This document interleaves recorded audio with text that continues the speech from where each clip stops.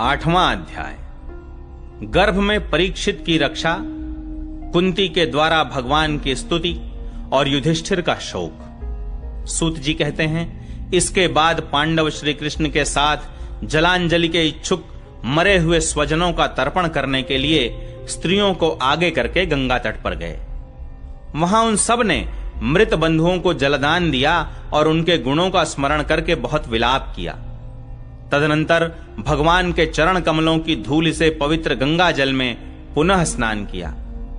वहां अपने भाइयों के साथ कुरुपति महाराज युधिष्ठिर, धृतराष्ट्र, पुत्र शोक से व्याकुल गांधारी, कुंती और द्रौपदी सब बैठकर मरे हुए स्वजनों के लिए शोक करने लगे।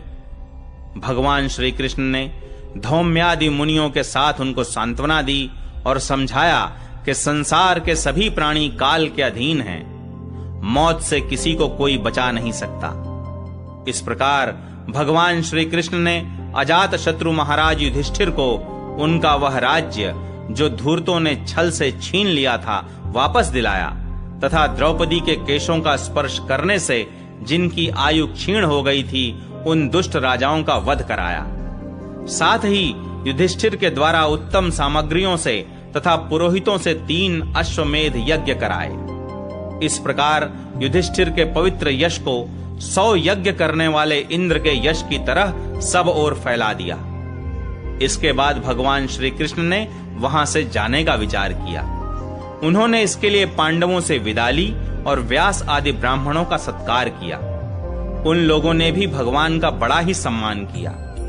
तदनंतर सात्यकी और उद्धव के साथ द्वारका जाने के लिए वे रथ पर सवार हुए। उसी समय उन्होंने देखा कि उत्तरा भय से विह्वल होकर सामने से दौड़ी चली आ रही है। उत्तरा ने कहा, देवाधिदेव जगदीश्वर, आप महायोगी हैं, आप मेरी रक्षा कीजिए, रक्षा कीजिए। आपके अतिरिक्त इस लोक में मुझे अभय देने वाला और कोई नहीं है, क्योंकि यहां सभी परस्पर एक दूसरे की मृत्यु के निमित्त बन रहे हैं। प्रभो, आप सर्वशक्तिमान हैं। यह दहकते हुए लोहे का बाण मेरी ओर दौड़ा आ रहा है। स्वामिन, यह मुझे भले ही जला डाले, परंतु मेरे गर्भ को नष्ट न करे, ऐसी कृपा कीजिए। सूत जी कहते हैं, भक्त वत्सल भगवान श्री कृष्ण उसकी बात सुनते ही जान गए कि अश्वत्थामा ने पांडवों के वंश को निर्बीज करने के लिए ब्रह्मास्त्र का प्रयोग किया है। शौनक जी, उसी समय पांडवों ने भी देखा कि जलते हुए 5 बाण हमारी ओर आ रहे हैं, इसलिए उन्होंने भी अपने अपने अस्त्र उठा लिए। सर्वशक्तिमान भगवान श्री कृष्ण ने अपने अनन्य प्रेमियों पर, शरणागत भक्तों पर बहुत बड़ी विपत्ति आई जानकर अपने निज अस्त्र सुदर्शन चक्र से उन निज जनों की रक्षा की। योगेश्वर श्री कृष्ण समस्त प्राणियों के हृदय में विराजमान आत्मा हैं। उन्होंने उत्तरा के गर्भ को पांडवों की वंश परंपरा चलाने के लिए अपनी माया के कवच से ढक दिया। शौनक जी, यद्यपि ब्रह्मास्त्र अमोघ है और उसके निवारण का कोई उपाय भी नहीं है, फिर भी भगवान श्री कृष्ण के तेज के सामने आकर वह शांत हो गया। यह कोई आश्चर्य की बात नहीं समझनी चाहिए, क्योंकि भगवान तो सर्वाश्चर्यमय हैं। वे ही अपनी निज शक्ति माया से स्वयं अजन्मा होकर भी इस संसार की सृष्टि, रक्षा और संहार करते हैं। जब भगवान श्री कृष्ण जाने लगे, तब ब्रह्मास्त्र की ज्वाला से मुक्त अपने पुत्रों के और द्रौपदी के साथ सती कुंती ने भगवान श्री कृष्ण की इस प्रकार स्तुति की। कुंती ने कहा, आप समस्त जीवों के बाहर और भीतर एक रस स्थित हैं, फिर भी इंद्रियों और वृत्तियों से देखे नहीं जाते, क्योंकि आप प्रकृति से परे आदि पुरुष परमेश्वर हैं। मैं आपको नमस्कार करती हूं।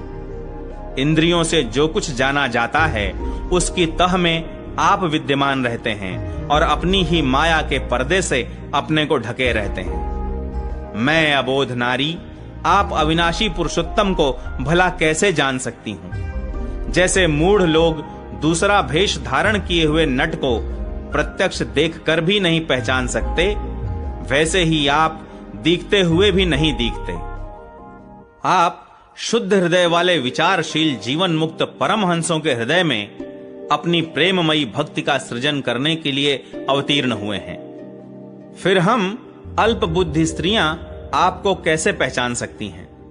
आप श्री कृष्ण वासुदेव देवकी नंदन नंद गोप के लाडले लाल गोविंद को हमारा बारंबार प्रणाम है, जिनकी नाभि से ब्रह्मा का जन्मस्थान कमल प्रकट हुआ है, जो सुंदर कमलों की माला धारण करते हैं, जिनके नेत्र कमल के समान विशाल और कोमल हैं, जिनके चरण कमलों में कमल का चिन्ह है। श्री कृष्ण, ऐसे आपको मेरा बार बार नमस्कार है।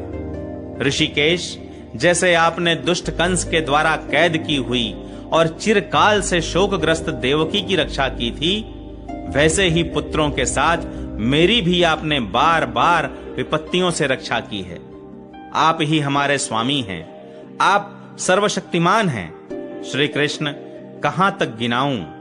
विष से, लाक्षागृह की भयानक आग से, हिडिंब आदि राक्षसों की दृष्टि से, दुष्टों की द्यूत सभा से, वनवास की विपत्तियों से और अनेक बार के युद्धों में अनेक महारथियों के शस्त्रास्त्रों से और अभी अभी इस अश्वत्थामा के ब्रह्मास्त्र से भी आपने ही हमारी रक्षा की है। जगत गुरु, हमारे जीवन में सर्वदा पद पद पर विपत्तियां आती रहें, क्योंकि विपत्तियों में ही निश्चित रूप से आपके दर्शन हुआ करते हैं और आपके दर्शन हो जाने पर फिर जन्म मृत्यु के चक्कर में नहीं आना पड़ता।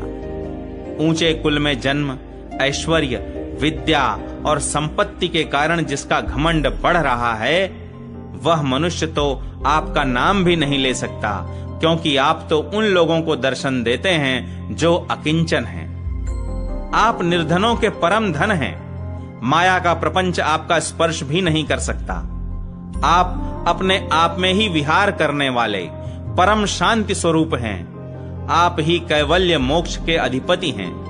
आपको मैं बार बार नमस्कार करती हूं। मैं आपको अनादि, अनंत, सर्वव्यापक, सबके नियंता, काल रूप परमेश्वर समझती हूं। संसार के समस्त पदार्थ और प्राणी आपस में टकराकर विषमता के कारण परस्पर विरुद्ध हो रहे हैं, परंतु आप सब में समान रूप से विचर रहे हैं। भगवन, आप जब मनुष्यों की सी लीला करते हैं, तब आप क्या करना चाहते हैं यह कोई नहीं जानता। आपका कभी कोई न प्रिय है और न अप्रिय। आपके संबंध में लोगों की बुद्धि ही विषम हुआ करती है।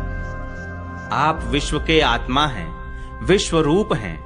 न आप जन्म लेते हैं और न कर्म ही करते हैं।